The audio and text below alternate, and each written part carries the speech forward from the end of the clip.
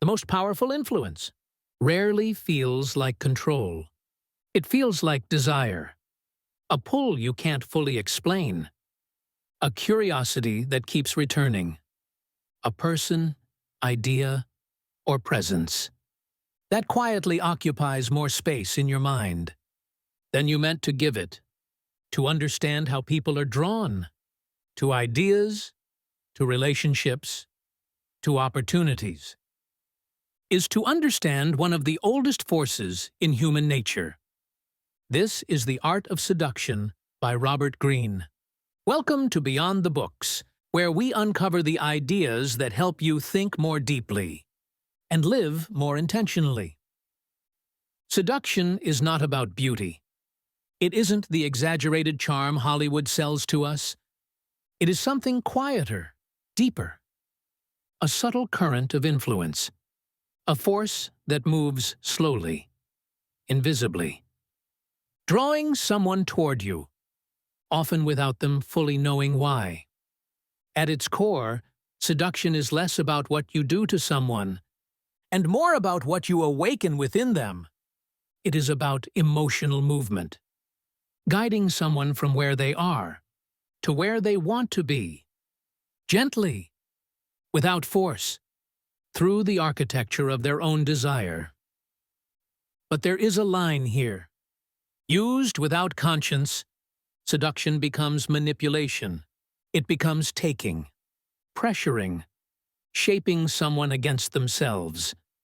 But used with awareness, it becomes a study of how desire moves, how attention forms, how fantasy grows, and how easily human beings can be influenced. Before they realize they are being influenced, this is why Greene's book matters. Not only because it shows how attraction works, but because it teaches you how not to be blindly ruled by it. Every human life is wrapped in an invisible web of fears, needs, and unspoken dreams. Most interactions barely scratch the surface. Small talk, polite nods, the choreography of daily life. Seduction lives below that surface. It speaks to the part of the mind that aches for escape, the part that longs to step into a slightly different life, if only for a moment. People are not truly moved by how you look. They are moved by how they feel when you are near. Picture this: a quiet room, low light, soft music floating in the air. A stranger glances your way, and suddenly your skin tingles. Your chest feels lighter. Your face warms with life. You don't know them yet, but you know the feeling they just gave you. That sudden aliveness. That is the spark of seduction. People don't fall for you. They fall for the version of themselves they experience with you. This is why the most magnetic person in a room is rarely the most conventionally attractive. Seduction isn't about standing out. It's about creating an emotional climate that feels rare. A pocket of the world, where something different can happen. The atmosphere around you does most of the work. Here is the hidden pattern. Seduction is a cycle of tension and release. A glance, a pause, a playful remark that sparks curiosity. Then, a step back.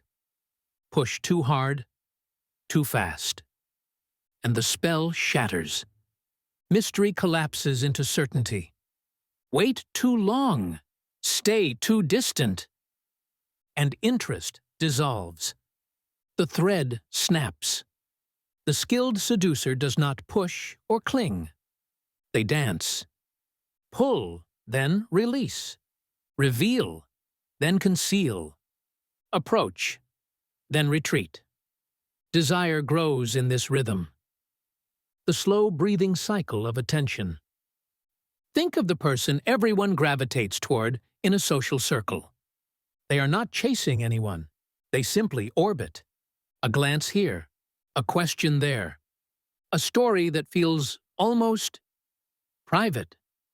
Then they drift away. What happens in your mind? You fill the silence they leave behind. You wonder. You imagine. That small gap of uncertainty hooks you deeper than any compliment ever could. This is the first pattern. The dance of attention. Hint: don't hand over the whole story. Offer warmth in measured doses. Step back to let tension breathe. Return with something new. Desire lives in the spaces imagination is allowed to fill. But seduction is never one size fits all. The current only flows. If you understand the emotional map of the person in front of you, some souls crave thrill and danger. Others, safety and affirmation. Some are starving to feel admired. Others, simply to feel understood. Offer the wrong energy to the wrong person, and the entire system collapses. This is where Greene's archetypes become useful. The siren creates a world of escape and sensory pull. The charmer lowers defenses through warmth and attention. The ideal lover reflects back the dream someone secretly carries. The coquette awakens desire through distance, uncertainty, and restraint. Each archetype works differently, because each speaks to a different hunger. Seduction begins when you understand the hunger beneath the surface. Consider the archetype of the rake. The wild, unrestrained romantic. Their gaze and words make you feel like the only person alive. To someone trapped in monotony, someone craving escape from a gray routine. This is irresistible. But to someone cautious, analytical, or guarded, that same intensity feels like pressure.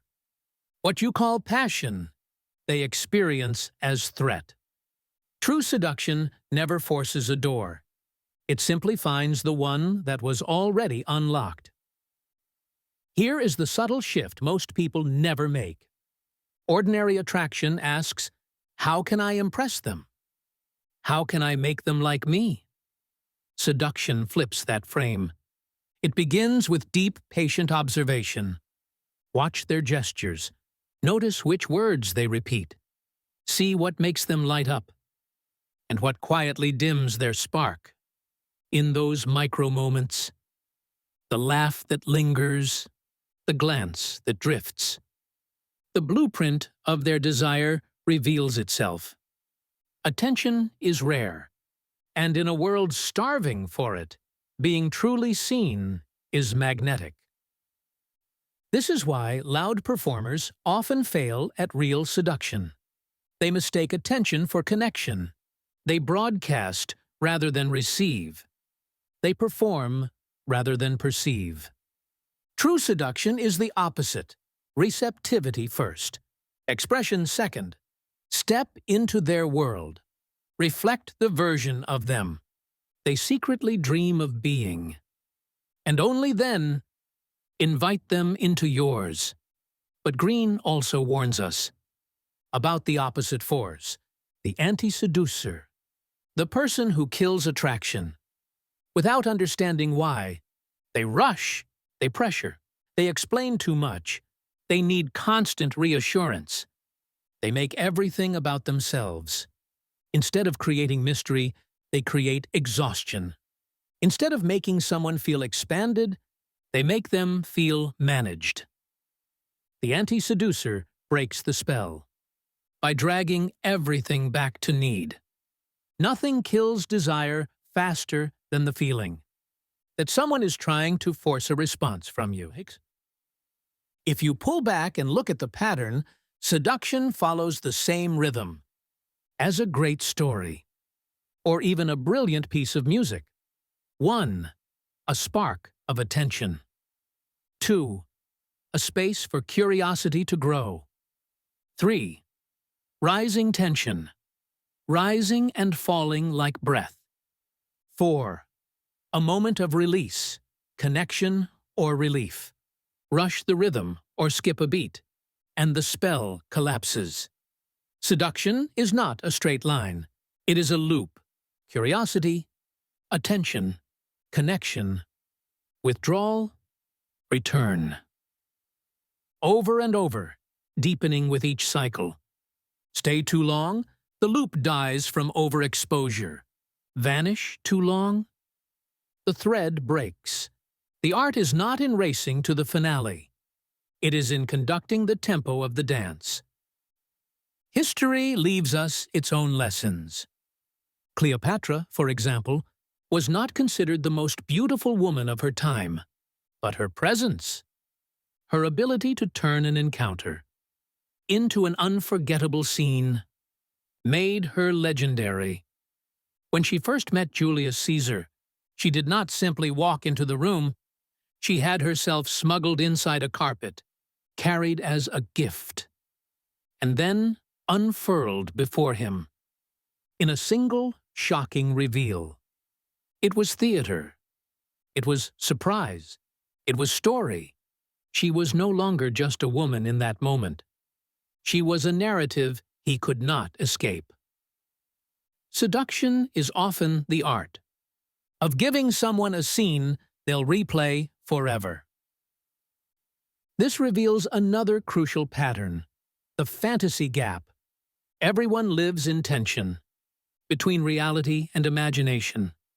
The larger the gap, the deeper the craving for someone who can bridge it. Even for a single heartbeat, seduction offers that bridge. For some, it's passion. For others, adventure. For others, still, the rare feeling of being fully chosen. If you can step into the unspoken gap in someone's life, you will hold their attention almost effortlessly. At its highest level, seduction is not manipulation. It is alignment. You do not invent desire. You awaken what was already there. That is why the most powerful seduction feels inevitable, like something that was waiting to happen. All along, the strongest pull in human connection is not created, it is revealed. Here is the full system. 1. Observation. Read the emotional blueprint. 2. Emotional targeting. Offer the right energy to the right person. 3. Tension cycles. Control the rhythm of closeness and space. 4. Fantasy alignment. Step into the gap between their life and their longing. 5. Restraint. Avoid the neediness of the anti-seducer. When these synchronize, seduction does not feel like work. It feels like gravity. Here is the final truth. Seduction is not a trick. It is a way of seeing the world, a way of listening to the spaces between words. Once you notice the quiet mechanics of desire, you see the invisible stories people carry. The pause before a confession, the way eyes drift when they speak of what they miss, and in that tender space between who they are and who they wish to be, seduction is born. The art is never about taking someone from themselves. It is about giving them the rare feeling of becoming more fully who they already are. Because around you, they finally feel at home. Power does not begin with knowing how to seduce.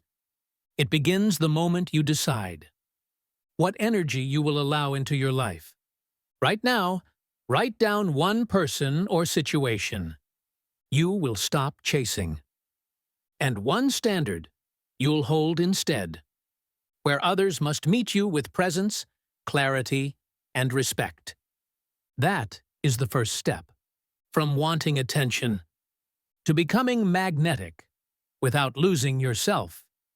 Comment, magnetic.